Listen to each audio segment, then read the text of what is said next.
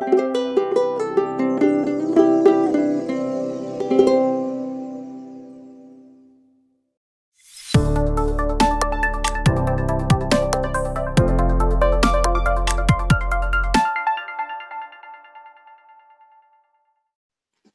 buenas tardes. Les saludo, mi nombre es Patricio Martínez, soy presidente de la Corporación Mundo Rural PRO y me han solicitado que aborde la historia del movimiento campesino del curso web sobre sindicalismo, organizado por CONAGRO. Bueno, son como 220 años que uno podría hablar desde la independencia de Chile para tocar estos temas. Así que trataremos en breve plazo de resaltar los elementos principales que han caracterizado el movimiento campesino y el movimiento social dentro de la agricultura nacional. Si nos remontamos a la situación de la historia del hombre, realmente la agricultura es el primer más gran descubrimiento que logra la raza humana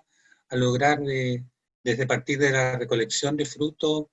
ver cómo se comportaban algunos frutos y desde luego comenzar a producirlos ya después con su inteligencia y su observación.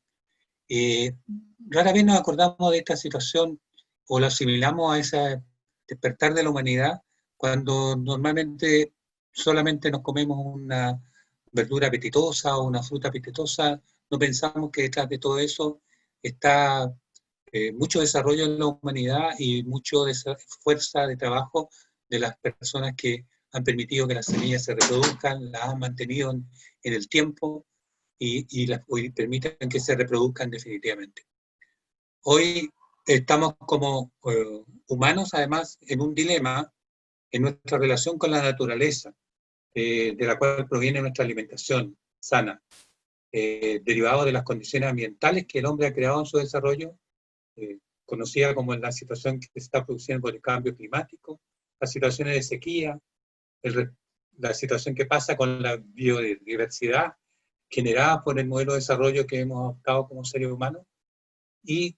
por lo tanto resulta tremendamente relevante revisar y poner en nuestras prioridades qué es lo que está pasando en la agricultura y sobre todo qué pasa con los campesinos y aquellos que producen nuestros alimentos.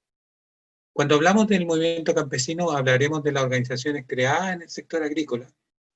por los distintos sectores sociales que buscan una intención de cambio de sus condiciones en los diversos periodos históricos que trataremos de tocar. Organizaciones campesinas que a través en general de luchas sindicales y políticas contribuyeron decisivamente a la alteración de la estructura agraria vigente en el periodo en que nos estemos refiriendo. ¿Cómo surge el latifundio o dentro de la agricultura a nivel mundial?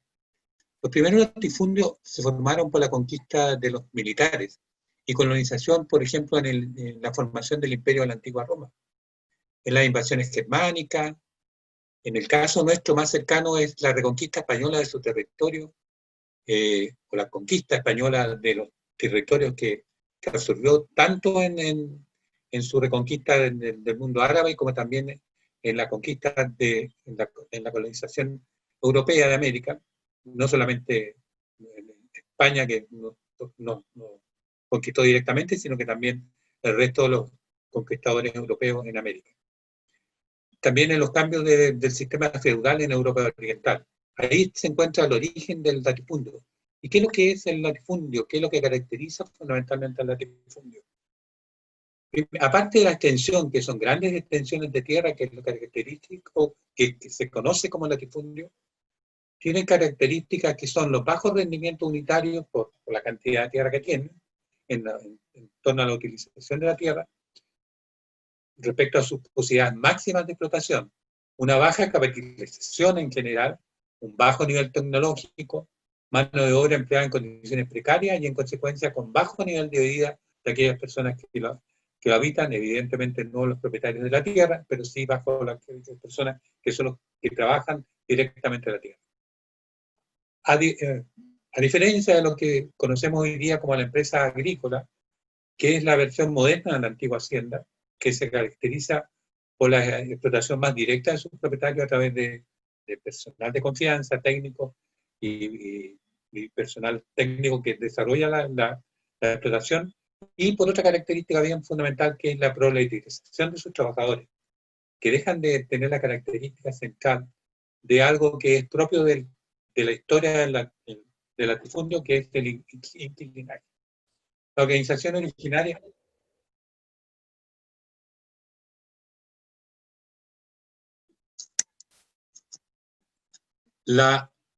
En este sentido,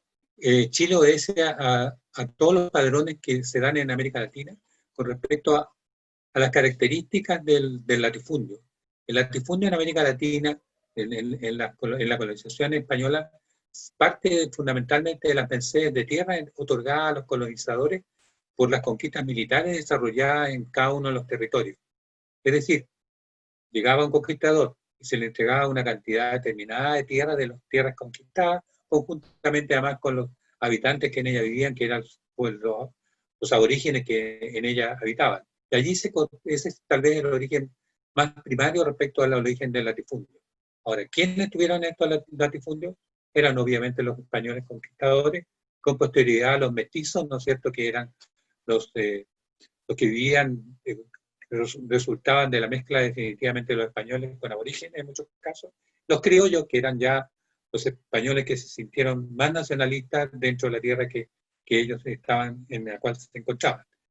Y también en muchos casos en América Latina, uno de los habitantes importantes, los latifundios, eran los esclavos, que no es una situación muy recurrida en el caso chileno, salvo en el norte de Chile, en que llegaron algunos pocos esclavos a trabajar en las tierras de los colonizadores, pero es una situación muy recurrente en el caso de otros países latinoamericanos, especialmente en los ubicados en los países costeros, en que hubo una llegada importante de esclavos para ser incorporados justamente en la faena agrícola o mineras en muchos de los casos. Situación también que se produce, una situación distinta se produce realmente con las tierras indígenas, que eran las tierras, todas las tierras que existían en las zonas de dominación española, en que se dieron distintas situaciones de acuerdo en la medida que avanzó la colonización.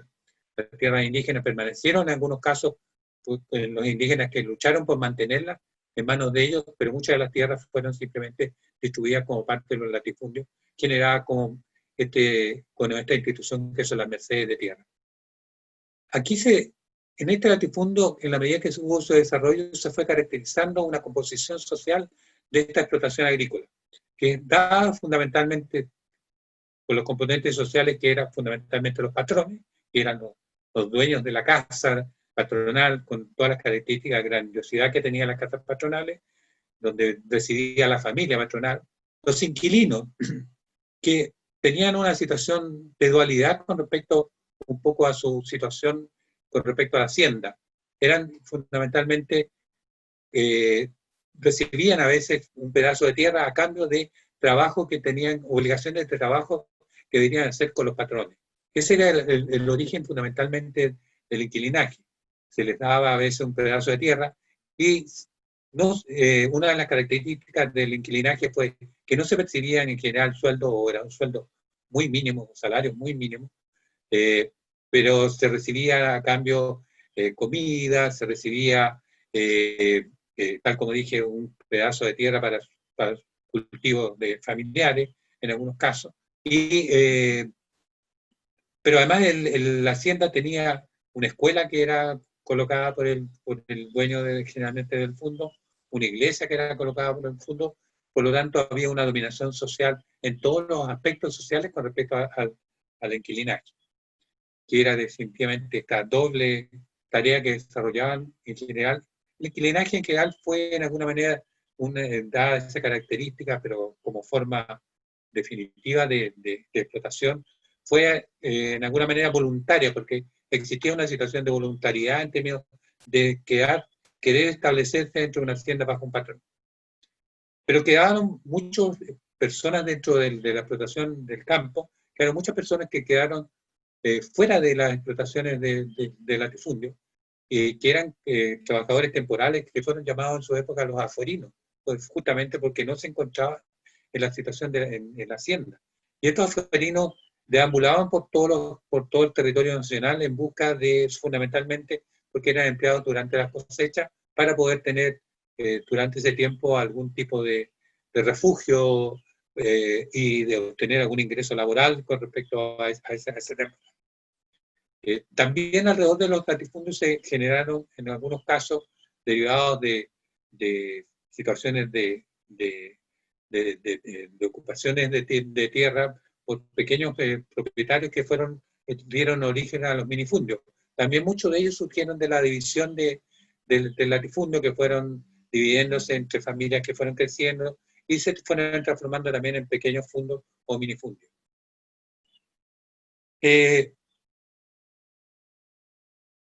Aquí podemos señalar que hay como dos líneas definitivamente dentro del desarrollo agrícola con respecto a Chile. Por un lado, claramente, el latifundio, que fue la propiedad dominante durante mucho tiempo en Chile, y después posteriormente surgieron obreros agrícolas en términos ya de fondos que entraban con un carácter más bien de explotaciones empresariales de carácter agrícola. Y ahí surgieron fundamentalmente también los obreros agrícolas. Y también en el desarrollo agrícola que hubo durante el tiempo en algunas especialidades de la agricultura, como fue, por ejemplo, la vinicultura o el cultivo del trigo, que durante ciertos periodos alcanzaron un auge muy importante, como fue durante la época de la fiebre de oro en California, en que se exportó mucho trigo desde Chile, vino y otros productos, carne y otros productos desde estos latifundios chilenos. ¿Cómo nacen dentro de esta situación las organizaciones campesinas en Chile? Hay un hito que definitivamente marca realmente el desarrollo de las primeras organizaciones en Chile. Prácticamente podríamos decir que fueron casi inexistentes hasta el comienzo de los años 50. Y esto debido a la represión legal y de hecho a que fue sometida en general el inquilinaje y fue sometida a la población del campo. Este mismo esquema del latifundio era con un dominio total del patrón con respecto al inquilinaje, no solamente en los aspectos de su dependencia económica, sino que también en su aspecto religioso, tal como hemos señalado, y social. Y para qué decirlo, en los aspectos legales, definitivamente. Obviamente aquel que no estaba dispuesto a aceptar las condiciones del patrón pasaba a ser parte normalmente de los afuerinos o en algunos casos más provechosos, a lo mejor para ellos en el establecimiento de un pequeño minifundio en algún área que no estuviera ocupada. Si bien hubo intentos del Frente Popular en el año 1938 de establecer organizaciones campesinas y establecer una reforma agraria de la situación que se vivía en Chile en el año 1938, no prosperó definitivamente. Y el sistema político que se propuso, que persistió en Chile básicamente durante este año, hasta los años de un cambio de la legislación electoral, prácticamente fue que los patrones definían por quiénes tenían que votar los campesinos. Bueno, y son conocidas la historia de que era entregado un zapato y cuando volvía, porque le entregaba los votos respectivamente del candidato que el patrón definía, le entregaba el segundo zapato como recompensa del voto que había emitido el campesino. O sea, definitivamente los derechos civiles para el sector rural prácticamente no existían. A diferencia tal vez en el caso de Chile de otros países en que la movilización campesina por el volumen que ocupaba y por el papel que jugaban las poblaciones aborígenes fundamentalmente, tuvieron un papel mucho más relevante en términos de movilizaciones, como es el caso de México, Bolivia, Perú y Brasil, por ejemplo. Pero sí, en el caso chileno, si bien no hay un desarrollo, un gran movimiento sindical o un desarrollo, un movimiento organizacional, hay ciertos hitos históricos que igual marcan este periodo de falta de organización, que son luchas que han quedado en la historia y están señaladas en los recuerdos de luchas campesinas importantes. Por ejemplo, está en 1934 el levantamiento en Ranquil, en el Alto del Biobío, del sindicato Lincolnay, en que, en base a la represión que establece el ejército y guardia, definitivamente armados, hay más de 100 personas, se reconoce por el gobierno más de 100 personas muertos, en un conflicto en que un fondo había sido entregado al sindicato Lonquimay, que era una corporación que existía allí de trabajadores agrícolas, en el gobierno de Ibáñez y posteriormente en el gobierno de Alessandri, a través de un juicio le es quitada esta asignación de este fondo, y allí es donde se produce la resistencia de los campesinos y una tremenda matanza por parte de la fuerza pública y por parte de contratados por los mismos dueños o los que reclamaban en ese momento la tierra que originalmente estaba asignada a los campesinos. También algunos otros hitos sociales son importantes, son las luchas y las organizaciones sindicales campesinas que se establecen en el Valle del Choapa, que es uno de los centros más importantes de donde surgen las organizaciones campesinas, generalmente ligadas a la ocupación de campos en el valle, derivados de la vuelta de muchos trabajadores que venían desde las faenas mineras y que quedaban cesantes en muchos momentos determinados. El Valle del Choapa fue siendo ocupado con pequeñas parcelaciones, por eso que dio origen a muchos de los sindicatos, los primeros sindicatos campesinos que se dieron en esta región. También hay un hito bien muy importante, que son las huelgas de las viñas de Molina en el año 1953, que tal vez en términos del volumen que se logró y la movilización que tuvo y la trascendencia que hubo con ella, hubieron más de 20 fondos paralizados que eran de viñas mineras y lograron definitivamente los objetivos que se habían fijado con respecto a sus mejoras de condiciones económicas. Siempre el movimiento campesino en alguna manera estuvo ligado con las organizaciones obreras, o su origen también estuvo en los líderes obreros que buscaron incidir en generar un movimiento en el campo, para tratar de organizar al sector de obreros y de campesinos que vivían bajo el inquilinaje. Por eso allí jugó un papel importante la FOCH, que es la Federación Obrera de Chile, fundada en el año 1920, y que jugó un papel de apoyo importante en el desarrollo de la generación de las organizaciones campesinas. Otro aspecto que es importante, que es como de afuera, digamos,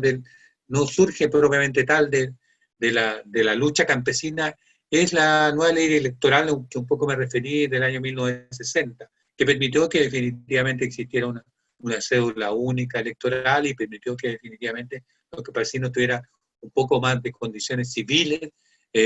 para poder votar con respecto a poder expresar sus opiniones, y en el cual los partidos políticos juegan un fuerte rol en tratando de definitivamente que los campesinos fueran incorporados a la civilidad del país con respecto a sus derechos.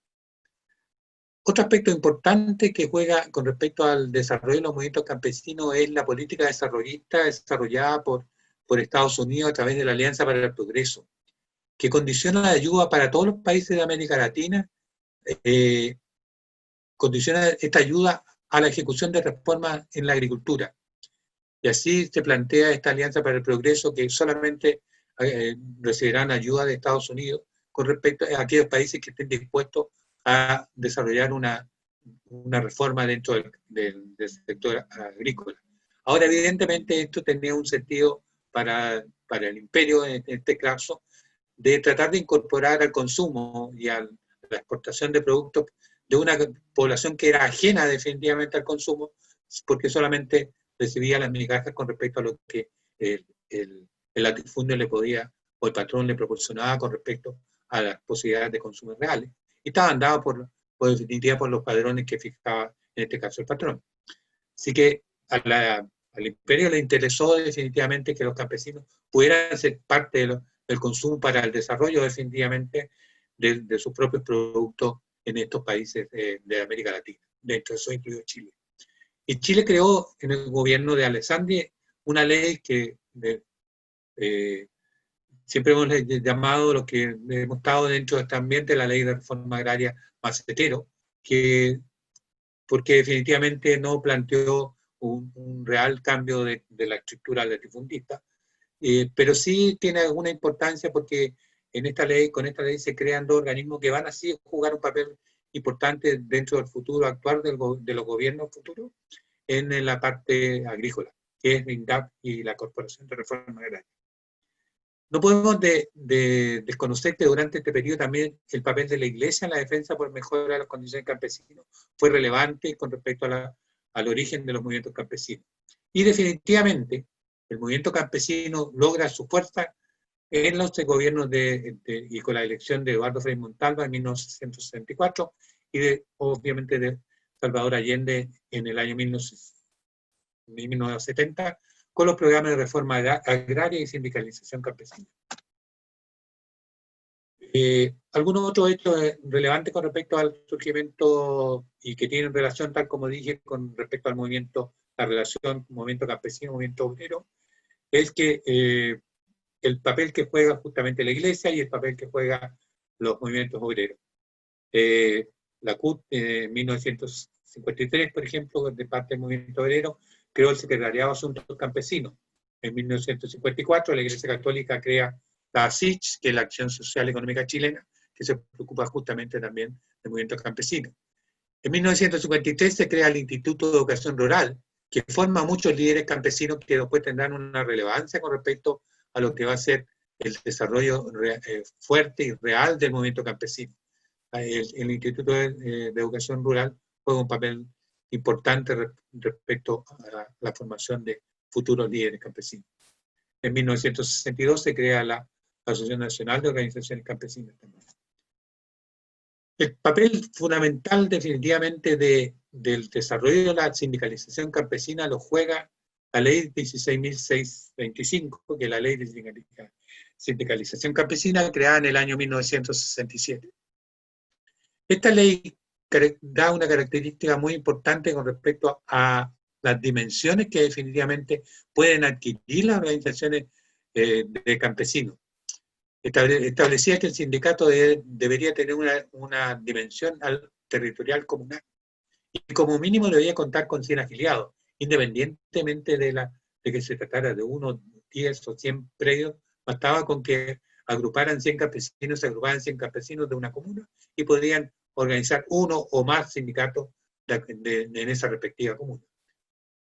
Permitía además crear federaciones provinciales y confederaciones nacionales, cuestiones tremendamente relevantes, porque unir obviamente una plataforma de reivindicación de un fondo con respecto a un patrón, o juntar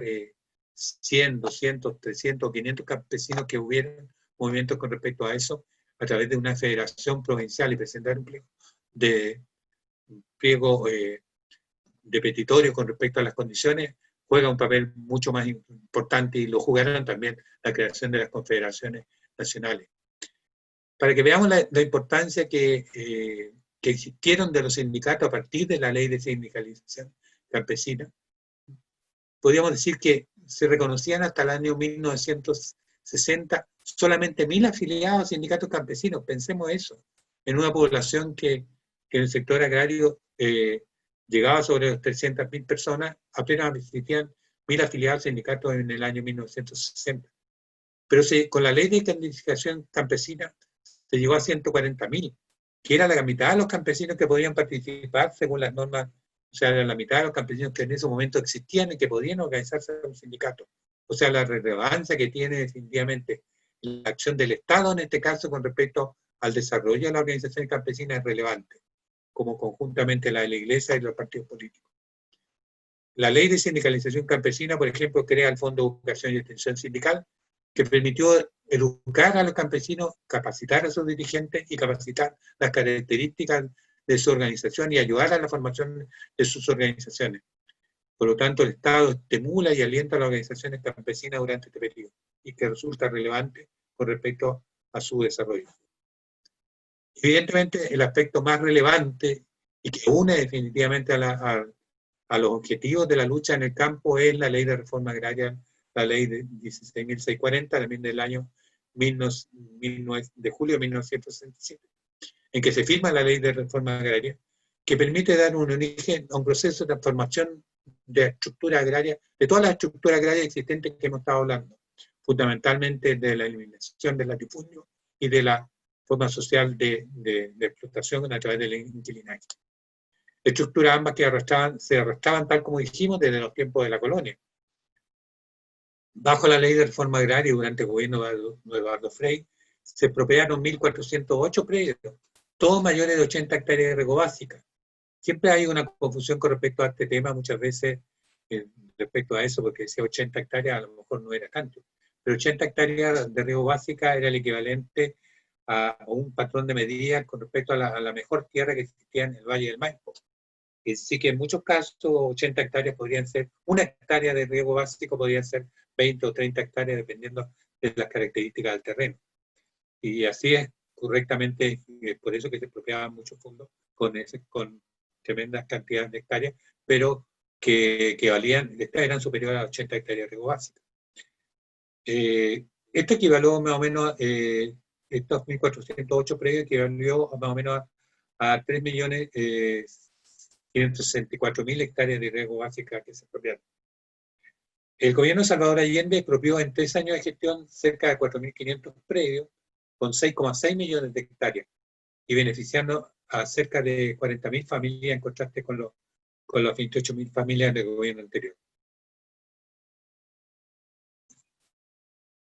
El gobierno de Salvador Allende, el gobierno popular, no solamente planteó en la reforma agraria el objetivo de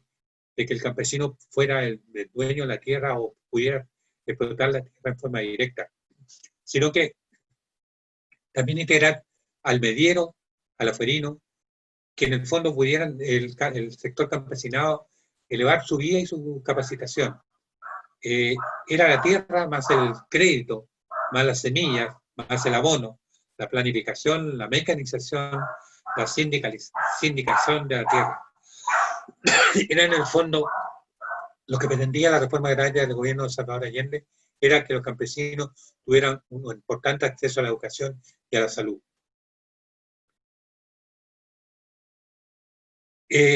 Siempre se ha manifestado que la reforma agraria creó una situación de improductividad en el campo, pero definitivamente todos los estudios y los resultados que se dieron con respecto a los resultados que hubo posterior en el año 73, posterior al golpe, y lo que hubo justamente de producción agrícola en el año 73 demuestra claramente que había una situación muy por el contrario, producto también del proceso de reforma agraria. Hubo producción récord a pesar de los paros patronales y el bloqueo económico y el mercado negro, hubo producción récord, por ejemplo, de unidades cereales, y hubo exportaciones importantes con respecto a frutales y otros productos que venían del desarrollo de programas desarrollados por la Corporación de Fomento como área justamente de un desarrollo empresarial del sector agrícola en contra del latifundio.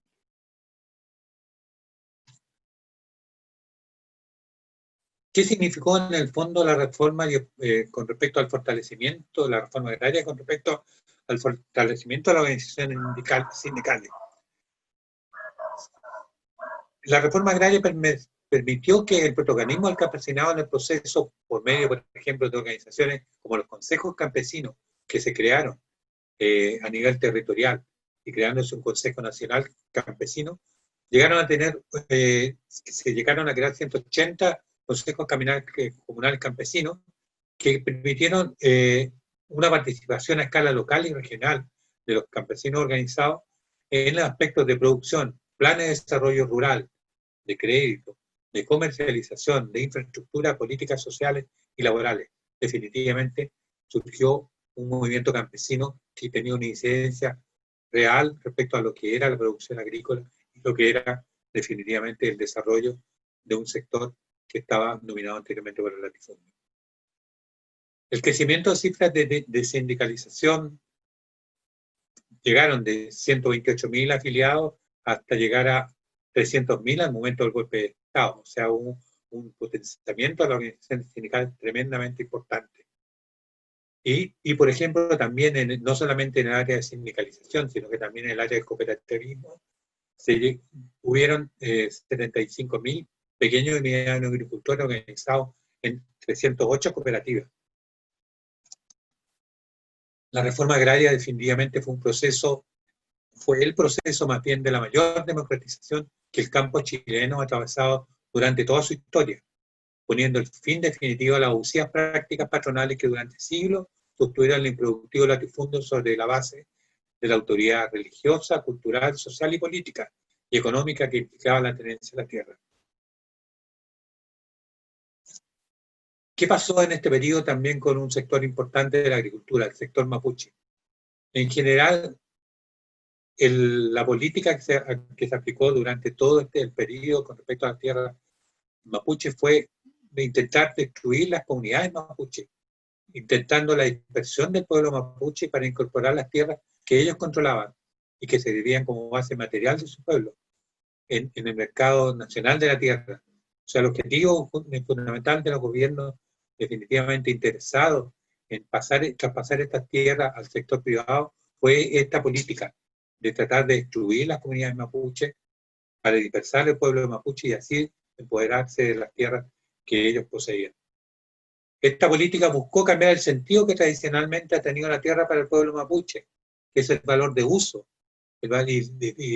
social y de comunidad que tiene para ellos la tierra, y transformarla en un valor de cambio, de mercado, definitivamente. Esa es la gran lucha que hoy día da el pueblo mapuche, el sentido que para ellos tiene la tierra con respecto al sentido que tiene para el mercado. En el gobierno del presidente Allende relevó otra importancia el sector mapuche, tal es así que el presidente Allende definió que el Ministerio de Agricultura funcionara en Temuco para poder agilizar el proyecto justamente de satisfacer las demandas históricas mapuche por las tierras usurpadas, acelerando el proceso expropiatorio en la zona y restituyendo más de 150.000 hectáreas de tierra a las comunidades. Y en 1972 se dictó la primera ley indígena que fue aprobada, si bien por modificación al proyecto, pero logró establecer en esa oportunidad la inempleabilidad de las tierras de los mapuches, cosa que evidentemente con posterioridad fue cambiada. ¿Qué pasó inmediatamente asumida la dictadura que azotó al pueblo chileno? Generó la ruptura de las organizaciones campesinas durante la dictadura. La contrarreforma agraria que tuvo lugar en el contexto de la dictadura militar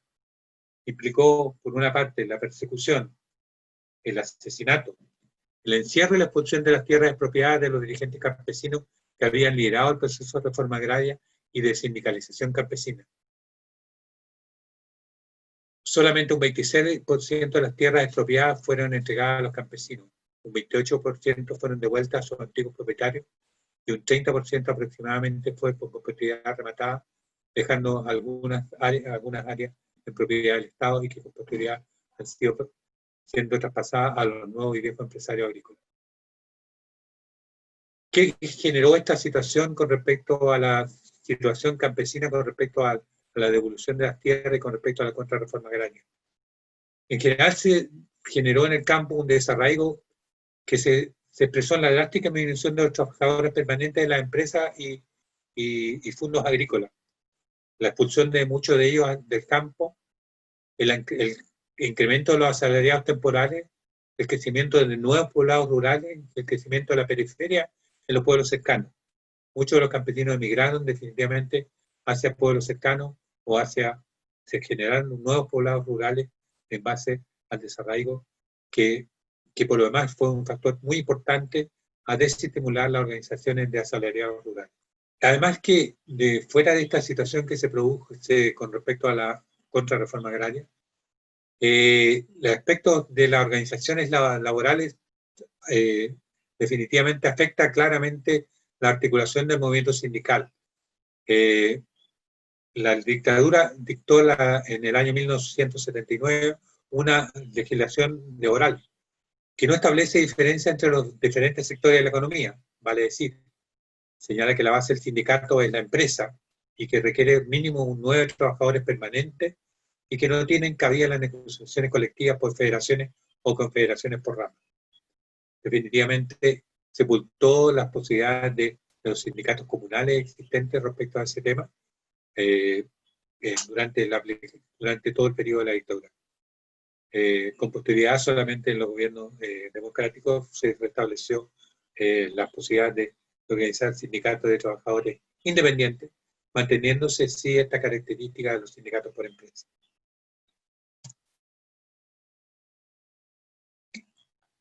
La nueva demanda campesina en sus organizaciones. ¿Qué pasa hoy día con las organizaciones campesinas? Tenemos que tener claro, después de haber comentado, espero que tengamos claro, realmente lo espero así, que el gran hito que definitivamente permitió el desarrollo de las organizaciones campesinas y fortaleció los movimientos sociales en el campo, no solo en Chile, sino que en toda América Latina, fue la reforma agraria. Entendiendo como un proceso que pretendía superar el latifundio como estructura y de los latifundistas como clase. Hoy día no existe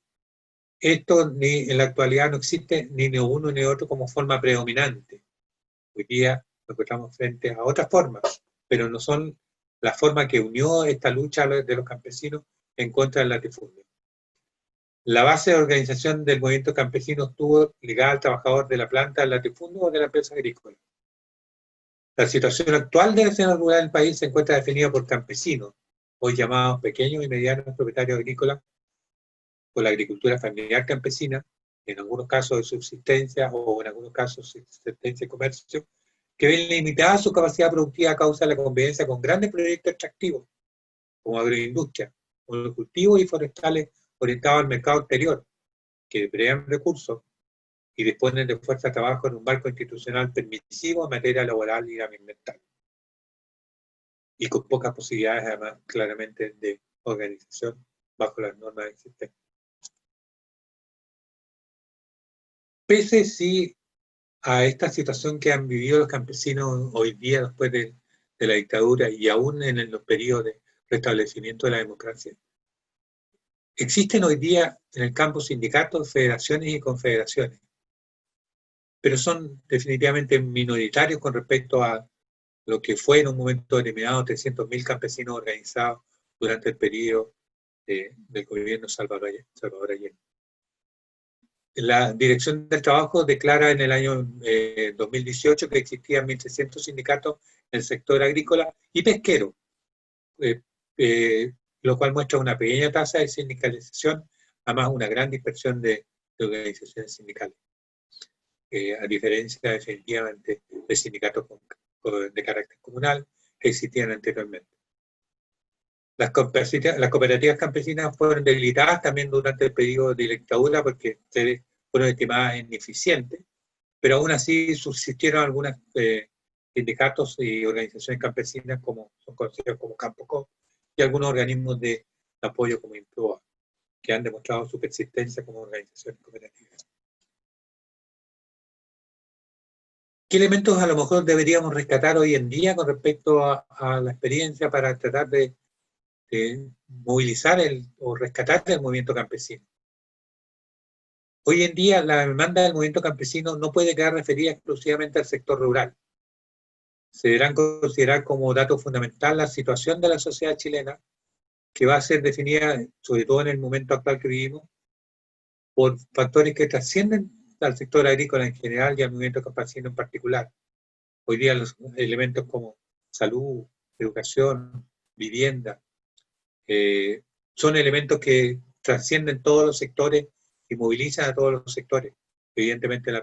previsión también, o sea, definitivamente el futuro de los más viejos. Son elementos, por lo tanto, que van a trascender toda la movilización campesina y van a requerir de la unidad obrero-campesina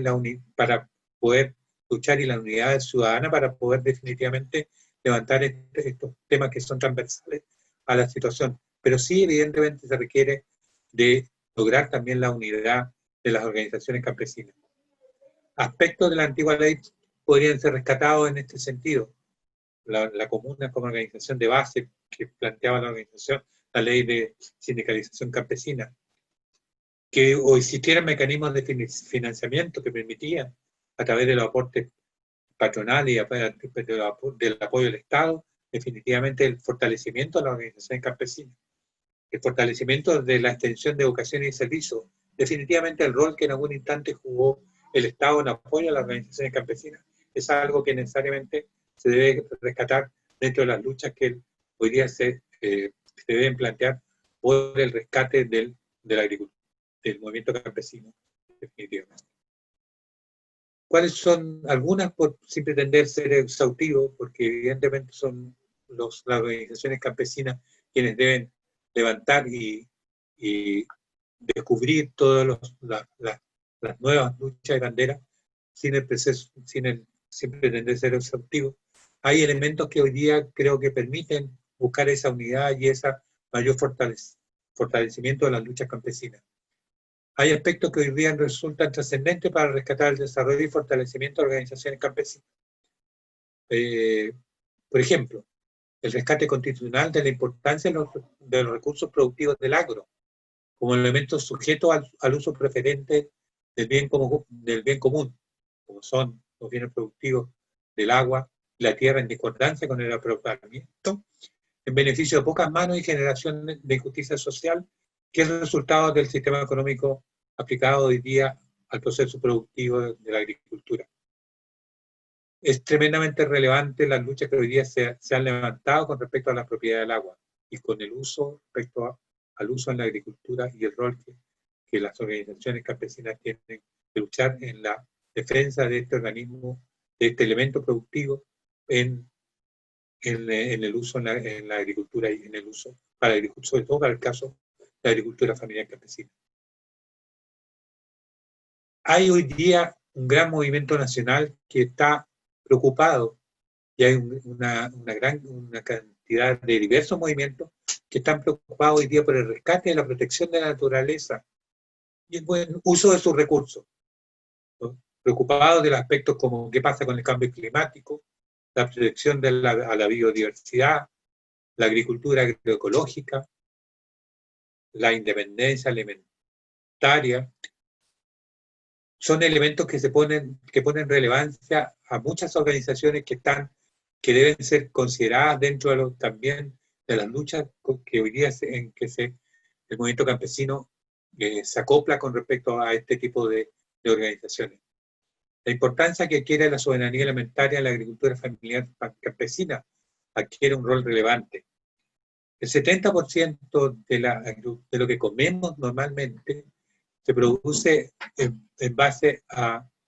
la agricultura familiar campesina y no a la agricultura agroindustrial, que es una agricultura exportadora, que si bien es el segundo aporte al PIB en términos nacionales, no refleja,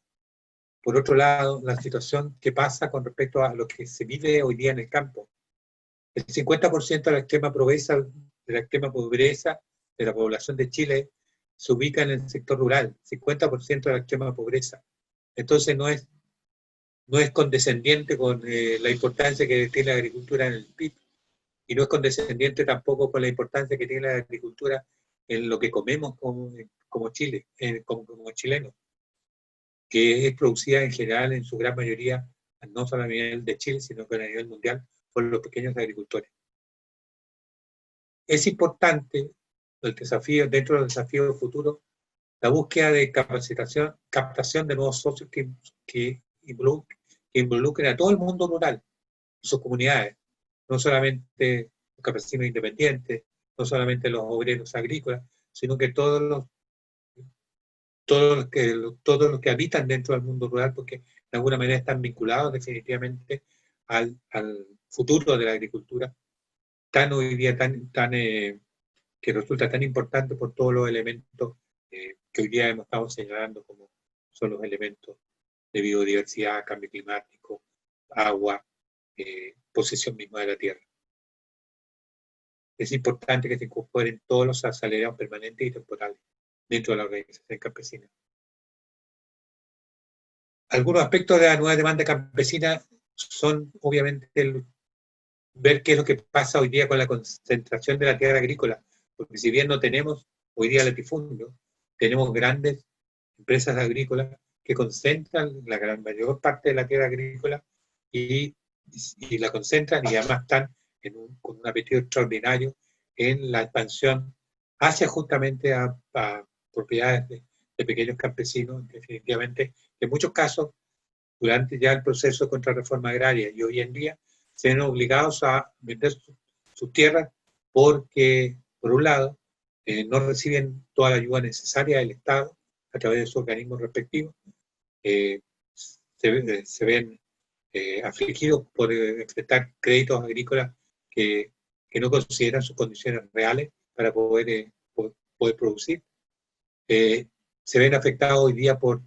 el abuso que hay con respecto de las grandes propiedades en el uso del agua y en la propiedad del agua, en la forma de propiedad que se ha establecido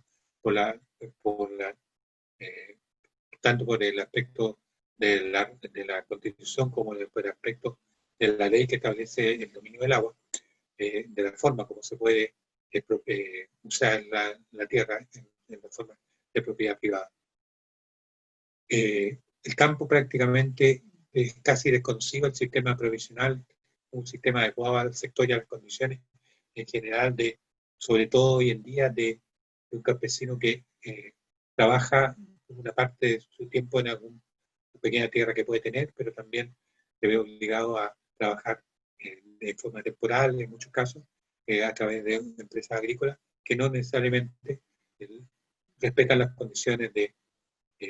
necesarias para que ellos puedan tener definitivamente un fondo que les permita a la larga poder tener una vejez digna.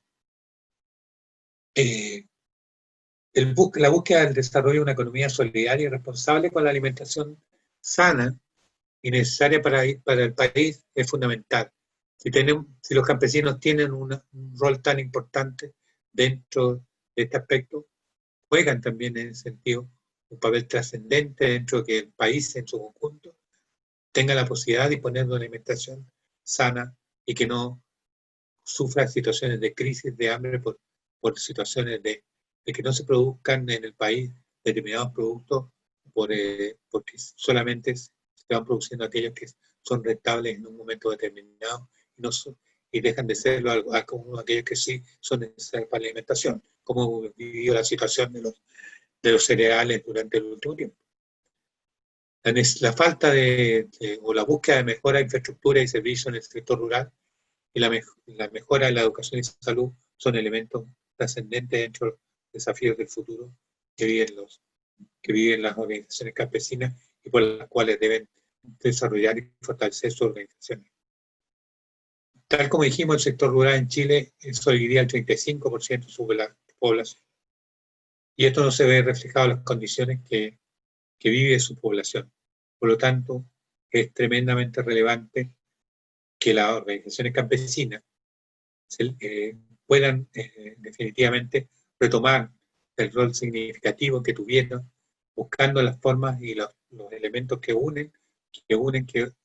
para poder generar una organización campesina fuerte y capaz de jugar el rol que en algún momento determinado jugaron en la historia de Chile. Bueno, espero haber aportado algún elemento que sirva para fortalecer a futuro las organizaciones campesinas dentro de esta historia del movimiento campesino como parte del curso web de sindicalismo organizado por CONAGRO. Les agradezco su atención y me despido con un hasta pronto.